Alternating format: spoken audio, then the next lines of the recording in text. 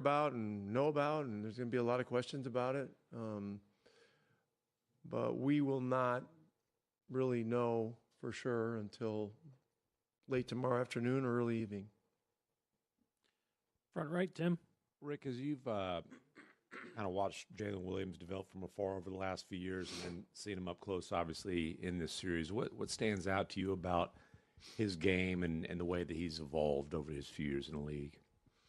Yeah, he's the quintessential modern-day wing. He can do everything. He can attack off the dribble. He can make plays and pass the ball. He shoots the three. He shoots mid-range. He finishes. He gets the N-ones. He creates a constant vertical threat on the rim. And, you know, I don't know him personally, but he looks like a great person and a great young leader on that team. And he's a guy that we gotta slow down somehow, and it's not easy. Alvaro? Ridmo. Zach Lowe published a comment from an anonymous GM saying that this is the hardest playing finals he can remember. When I looked at Second Spectrum data, in the 12 years they've tracked it, the 2025 Pacers in the finals have run the most miles and at the highest speed of any team, regular season or postseason, in history. Is it a product of your scheme, the opponent, the situation? Are there limits? This is a question I really have. Are there limits to pace and space? Limits based upon what? The dimensions of the court? That this is yeah, the court. I don't believe the court's going to get bigger anytime soon. This has been a topic for many years. You know, players are getting bigger, they're getting faster. You know, how do you create space? You know, the arenas are pretty much configured a certain way, and it's just very difficult to try to find an extra 6 inches of width on the court on each side or whatever. And so, yeah, I mean, that's one reason that the three-point shot has been so advantageous to the game. It creates more space. But as far as the running fast and running far, I mean, that's how we play, and that's what we're supposed to do. Will, all the way in the back in the center. Hey, Rick, can you just talk about Coach Busick and what she's meant to this team all year long, but in particular this historic finals run and what her ceiling is? Well, I continue to answer the question the same way. She's one of the best coaches in the world. She's a great teacher. She's a great communicator. She has great knowledge, and she's someone that's committed to constantly learning and getting better. And so, you know, when she was a head coach in the W, her teams were elite offensively. You know, I've asked her to take on the role, you know, a different role here, really concentrating on the defense. And you know, it's been really, to this point, an 18-month effort to get better, to help some guys that, you know, weren't great defenders to become better team defenders, guys that were good defenders to hopefully become great defenders. And she's had a lot of impact on all that stuff. And, you know, at some point in time, there will be a first female head coach in the NBA. I believe that, and I believe that she's one of the few that could be that person. We'll go to Steve. Mike's coming up on your right. Rick, can you talk a little bit about the protocols of using a player or not using a player if he's hurt versus injured? Is it different in a game like Game 5 when that happens on the fly versus heading into a game? Is it medical staff, the players want to, your involvement? Does it change? Yeah, it's all the above. It's all that. You know, we were all talking constantly during Game 5, and so, yeah, and getting the feedback, and but Game 5's over. It's time to move on. Where you've had to rein a player in against his most intense desires to be out there? Yeah, but not without consultation with the medical staff and weighing all the factors. So, answer is yes. Joe in the back. Rick, a substantial number of us went to the wrong room. With Tyrese, we saw him out on the floor today. Was he able to do anything other than sort of the set shots that we saw? We did a 30-minute walkthrough. We did about 25 minutes of film, then a 30-minute walkthrough, and he was able to do both of those things. And then I know you said immediately after Game 5 that you thought he had done some positive things in the second half. Having watched the film and gone over, do you still feel like he was while injured, he was still more of a positive being out there? Well, he was in there when we got it to 2. We cut it to 2, and then what happened there was we had a good defensive possession. We overhelped and gave up a second shot, and it turned into a 3. And then we had an untimely turnover at the other end, and that turned into a breakaway dunk. And then all of a sudden, boom, it was 7 again. So, this is not related to Tyrese, but it's the two things right now that are really bothersome and challenging for us is the rebounding, the second shot rebounds, and the turnover. So we're going to do our best to address those things. But as far as Tyrese, he'll go through the day tomorrow. Our prep sessions tomorrow, late afternoon, and they'll get together and do some testing, and that will determine whether he plays or not. And if he doesn't play, we have a plan, obviously, if we're without him. Last question here on the left, second row. Rick Ariaga from ESPN Brazil. Would you say that everything that has happened in this series is absolutely normal? You guys won a road game. They won a road game. They did their job last game, won a game in Oklahoma. And now in Game 6, you have the chance to go with 7. I'm asking that because the atmosphere around this series and Oklahoma came such a big favorite. Yeah, I mean, we've been in this position before. We were in this position last year in the New York series. We were down 3-2, and we were coming back home. And so what we need to do is buckle down, stand strong, where we should. And I anticipate one of the best crowds in the history of Gainbridge Fieldhouse, and we got to find a way. And the ultimate is to get to a Game 7. That's the ultimate privilege. It's the ultimate experience in sports. But we've got to take care of home court tomorrow to do that. Thank you.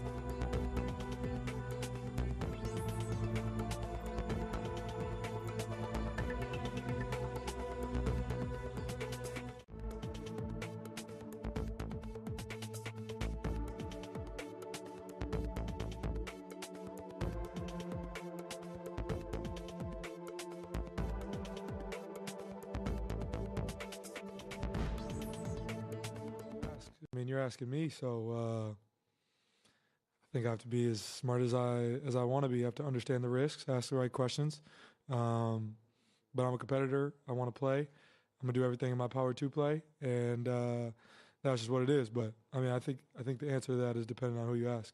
Okay. Follow up here.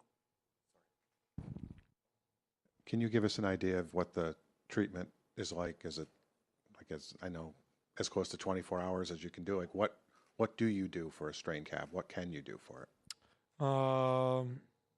Yeah, I mean, I think just around the clock stuff as much as I can. Massage, needles, hyperbaric, H-wave. I mean, just a bunch of different things to try to get it to feel as comfortable as you can going into it. The right tape and stuff, while I am performing. And yeah, I mean, I'm sure there's a bunch of medical professionals who could give you a better answer, but just doing everything that I'm told, trying to do everything I can. Next row back. Hi, Tyrese. Guilherme Giovanoni from ESPN Brazil. I would like to ask about your teammate, Andrew Nemheimer. He's doing a very good series, but he has, like in the last quarter, a few minutes that he turnover, he missed shots. Have you guys talked to him to keep his confidence high, and because he's a very important guy for you? Yeah. I mean, I think through the course of the game, we all make mistakes. Nobody's really tripping off it. Understand who he is and how big of a part of our group he is. And, I think last game came down to much more things than, just a couple turnovers or a couple missed shots here and there. There's so many things that we can do better as a group. I think there doesn't even need to be a conversation about it. We're moving on to game 6, and, we feel like everybody's got an opportunity to be better in different areas, and, everybody has to be prepared for that. Dustin in the center. Just to kind of clarify the timeline on this whole thing, I mean, you just generally referred to it as lower leg, but I guess, was it an ankle after game 2 and was it a calf after game 5? I guess were those two completely separate injuries? Had you been dealing with the calf at all before game 5, and that just become, I guess, when you tripped trying to drive on Chet there? Yeah, it sounds about right. Yeah. Any other questions? All right. You got him follow up? Dustin, one more. Sorry, Ty. You've talked before about the situation when, the staff kind of saves you from yourself, basically. I mean, just how much trust, I guess. I mean, you obviously have a lot of trust, but I mean, just what have those conversations been like over time when you've dealt with various kinds of injuries, and obviously how much trust have you sort of gained the medical staff and in its opinion and when it comes to situations like this, and like you said, sort of taking care of you, make sure you don't go beyond what you can do. Yeah, I have a lot of trust in our medical staff. I have a lot of trust in our organization to make the right decision. I think, there's been many situations through the course of my career where they've trusted me on my body. And I mean, you're here more than anybody. I'm questionable from time to time throughout the course of the season, and they trust me to make the right decision on my body when the power is in my hands. And I'm going to try my best to do that. But I mean, you understand, I want to be out there, and that's the plan. Michael, last question here. Real quick, Tyrese, thank you. It goes without saying maybe, but if this was regular season, would you even think about playing? And does it feel like something that would keep you out for a week or 2 weeks? Or how does it feel in that context? Yeah, probably. I mean, that would probably be the case. But we're not in the regular season, so it is what it is. Thank you, Tyrese.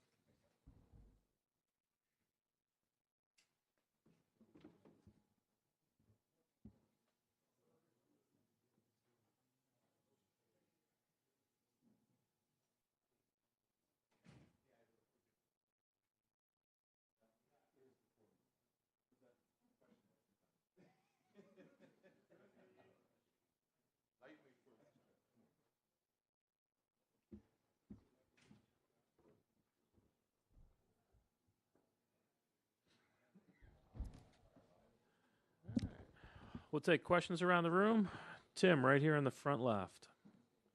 Tim Reynolds with the AP. Pascal, I know you guys would rather be up in the series or get to 4 already, but if you go by the schedule, it's supposed to be 3-2 them right now. I guess how simple does that make things? Home court is held, and all you got to do is win a home game to get to Sunday. Do you keep it that simple, right? Yeah, I mean, I think that's all we can do, right?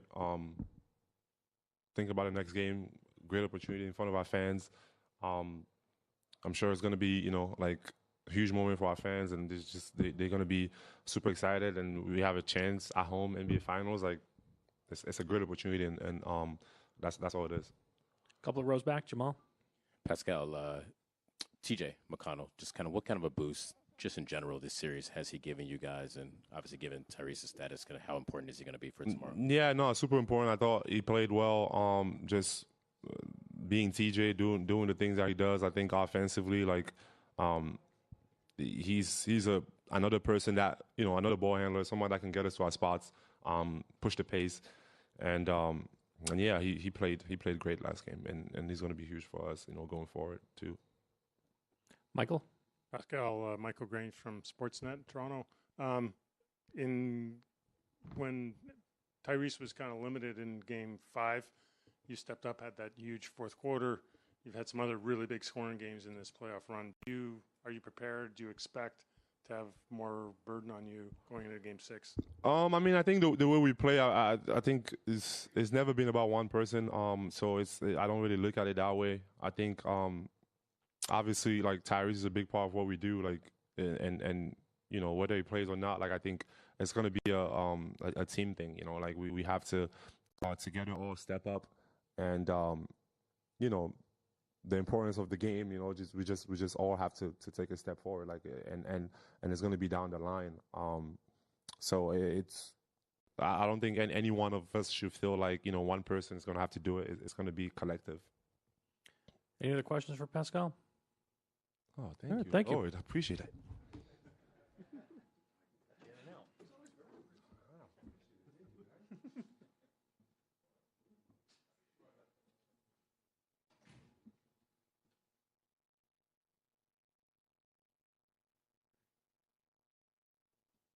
Pacers are down in the interview room.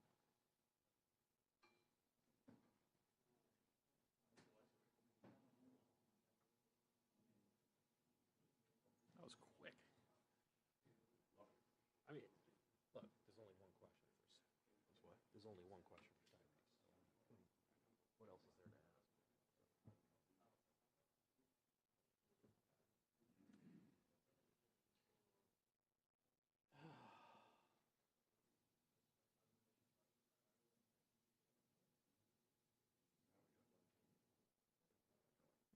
Almost 20 minutes. Well, no, we may try to start a little bit. Okay.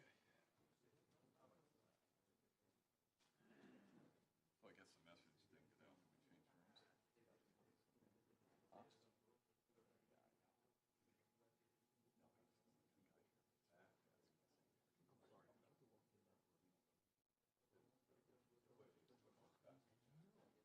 I guess the message didn't get out. We changed rooms.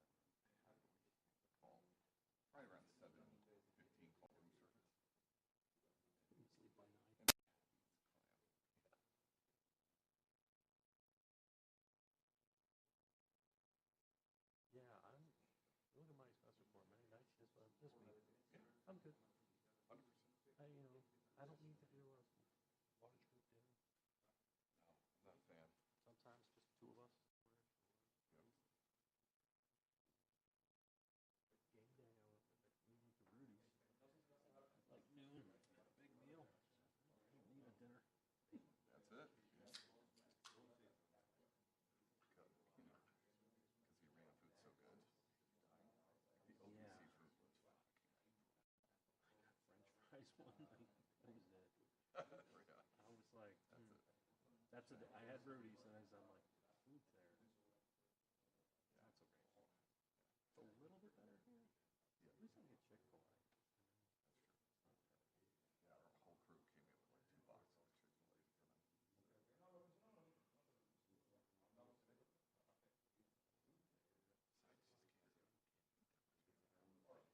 You know what? Since I had COVID a few years ago, I don't know whether it's just coincidental or I noticed it more. Like I had no appetite right after that, and like I eat, but I don't eat a whole lot. No, not as much. Is that the Boston? Where were you? Yeah, it was San Francisco. San Francisco. I think Paul was in Boston, right? Paul was sick in Boston. They sent me home from San Francisco. You have contact trace, and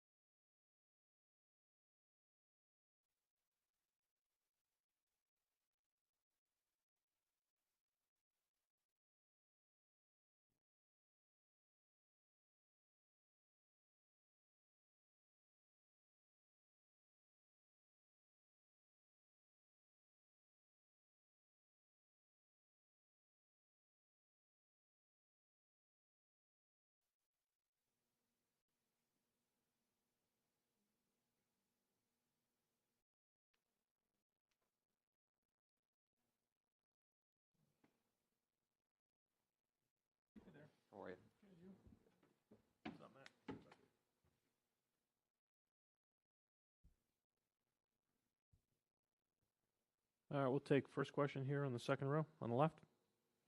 Hi, Mark. Guilherme Giovannone from ESPN Brazil.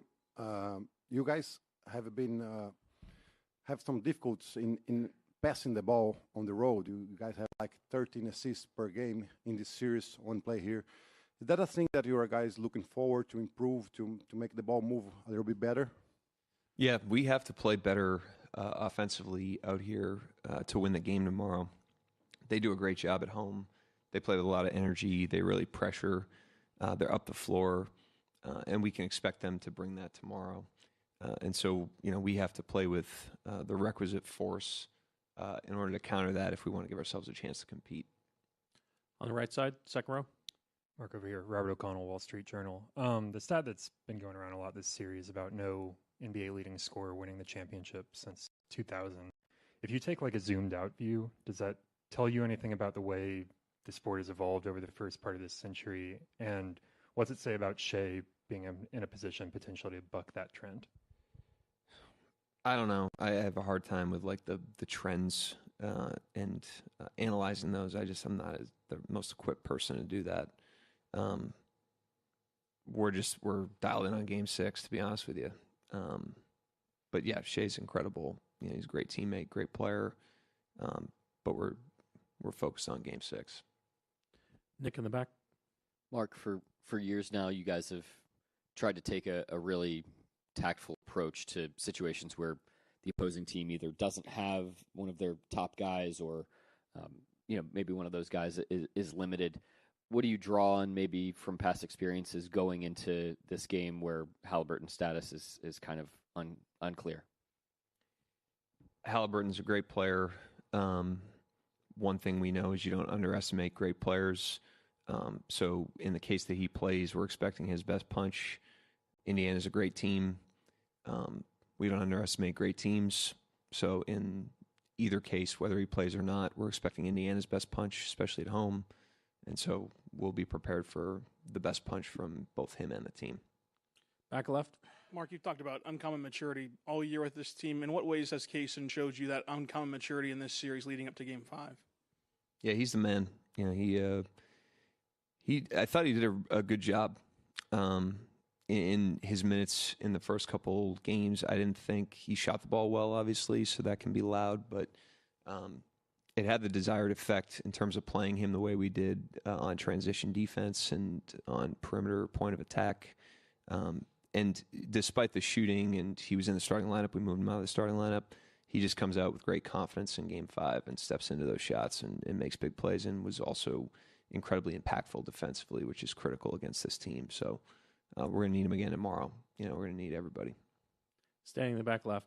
Am I with clutch points? Mark, I remember a couple of years ago in LA, you coined this phrase competitive empathy when you talk about a team, whether they're coming off a big win, big loss, and addressing kind of their mental state with the team. Do you need to have a conversation like that with your team, addressing where they might be mentally, where you guys are mentally, given that you're probably just one win away, from a championship? Hopefully we have that habit built. That's really the way we look at all these things is there's no new material right now, and so we're always trying to put ourselves in the opponent's shoes, understand what the opponent's going to bring to the game, prepare for our opponent's best punch in every situation. 0-0 mindset, despite what's going on in a series or last game or whatever. We're not introducing any new concepts right now. We're just leaning on the psychological habits we've tried to build over a long period of time. Joel Lorenzi with the Oklahoma. Hey, Mark. I don't know if you've had time to reflect on this recently. Maybe you have in the past off seasons, but you look back at that 2022 draft, and I don't know, Chet and Jalen these days seems like one of the crazier hauls of this past decade or so. Do you remember what you thought about that draft then, and sort of how you feel about it now? What comes to mind about just getting those two guys in the same draft? I'm not really in a reflective state right now, but they're great players. We take every draft. Sam does a great job identifying the guys we think can help. We start the process of developing those guys and see where it goes. And obviously, it's gone great with those two guys. They've done a great job, and we're going to need their bst tomorrow in Game 6. Tim on the left. Tim Reynolds, AP. Hi, Mark. I wasn't there, obviously, but when Sam did his preseason meeting with your reporters, he talked for like an hour, and he never said the word championship. But it's clear what the expectation was for this team. How did you guys sort of create that concept of championship culture, championship belief, championship aspirations without putting that championship burden on that label on this team? Like it's never been championship or bust with you guys. How have you grown without hammering that word home over and over and over? I think if you want to accomplish anything, you have to stack to it. If you want to accomplish any goal, it starts with what you can do today to step towards that goal. And we've tried to take a stacking mindset to everything we've done. You can't, even when the team was rebuilding, you can't fast forward that process. You have to be very present in the process and just stack days and stack possessions. We want to win the game tomorrow, but the most important thing we need to do to win the game tomorrow is prepare today and prepare tomorrow, and then play the first possession really well, and then the next possession, and then the next possession. And that's how we try to approach a game. That's how we try to approach playoff series. It's how we try to approach every single day and let that win the day. If you do that, then you can put your head on the pillow at night and know that you gave it everything you had. The minute you start to drift mentally into the future, into the past, it impacts your ability to stack the next thing. And so we try to stay very disciplined to that. Steve in the middle. Steve Ashburner, NBA.com. When it comes to Shea and Jalen, the shots distribution, the scoring opportunities, how much of that is art and how much of that is science? Most of the great players are art. They're unbelievably unique. They have unbelievable skill sets. That's every great player. Siakam's like that. Haliburton's like that. Those guys are like that. They're one of one. All the great players are. And so a lot of it, for us is just trying to help every player on our team maximize their individual style of play. Obviously, those two guys have very broad styles because of all the things they can do, but they deserve the credit for what they're able to do out there on the court. They're great players, but they do it inside the team, and so it doesn't suffocate our team. It doesn't take away from our other players' abilities to impact the game, and that's why the team's been successful. Joe, last question in the back. Mark, you guys were the second best defensive team in the league last year, and then obviously the best this year, numbers-wise. So how far back does making defense your calling card go? I think whatever our calling cards are, similar to the answer about our mindset, I like to think that they go back as far as, the beginning of this build, when Dort and Shea and Cameron Williams were a part of the team. Hopefully most of the stuff, we've evolved and we've definitely improved some things, but hopefully most of the big rocks are things that are very familiar. Even back then, that was our mindset back then is to plant the right seeds and to have the right themes and to have the right emphasis so that we weren't reaching a point of changing that, because there's no day you become you don't know what day it's going to be that you become a good team, so we've tried to stay very consistent. It's served us well, and now that we're in high stakes environment, it's comforting because it's familiar. There's, like I said, there's no new material. We're not walking in today with a new riff. We're walking in and pounding away at the same stuff we've been pounding away at for 5 years.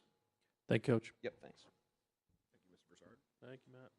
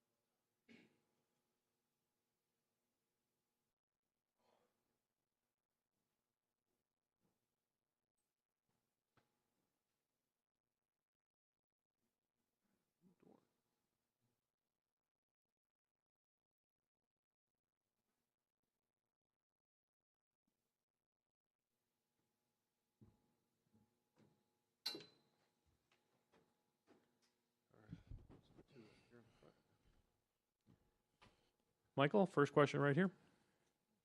Hey, Shay. What's up? Michael Grange from Sportsnet Toronto.